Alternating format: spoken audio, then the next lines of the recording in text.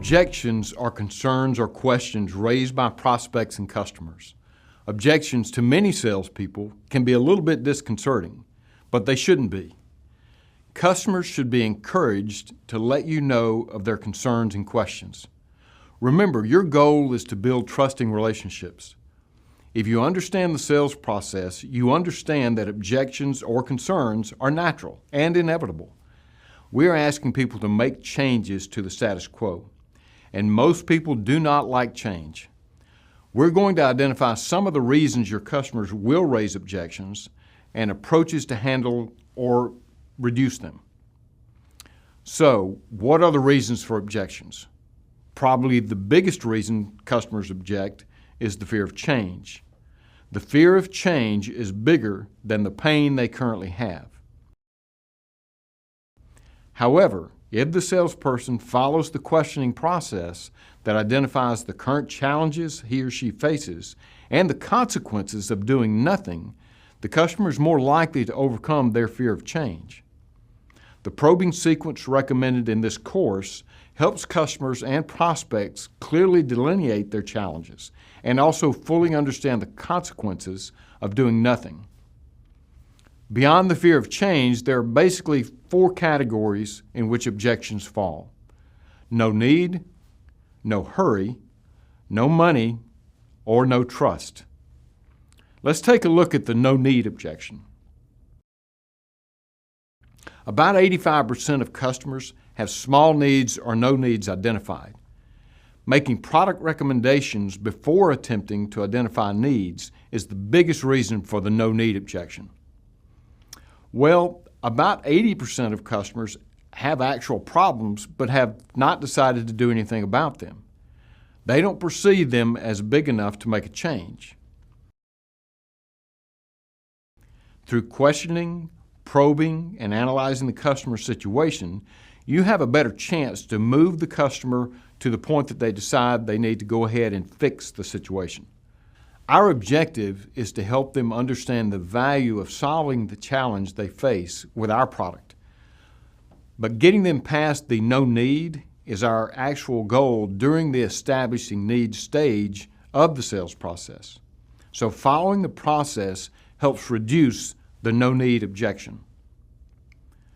The next category is the no hurry objection.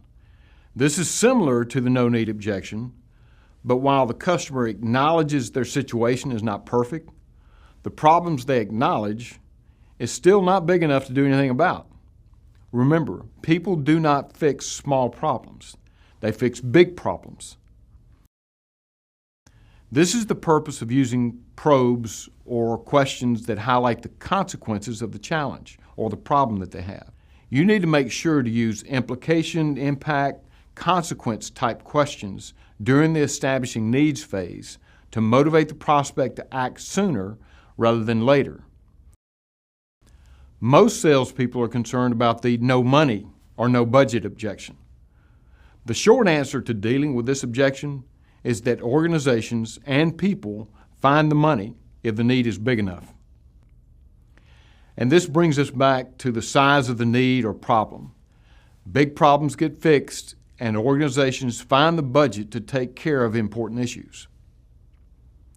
Again, following the sales process during the establishing needs step is vital to reducing many objections, including the no budget objection. Diagnosing before prescribing reduces the no budget objections.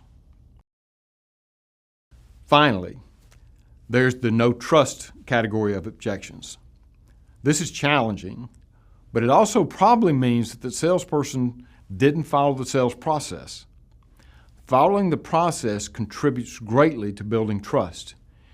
If you engage in a features dump before establishing the needs, you will be like every other salesperson, and the customer is much less likely to trust that you have his or her best interest in mind, and he probably thinks that you just want to make the sale. If you research the customer's business, and engage in a meaningful conversation that brings value to the customer, you begin to earn trust. If you articulately tie the solution to the customer's specific needs that are uncovered throughout the process, the trust issue is not likely to arise. Doing appropriate research on the customer and their organization helps you to connect with the customer in a meaningful way and reduces the no trust objections. One final note. There is one objection that is not manageable. This is the objection that loses sales for many salespeople. So what is this horrible objection? The worst objection is the one that is not raised. This means that you want the customer to share his or her concerns. The process will reduce objections, but make sure the customer feels free to voice concerns.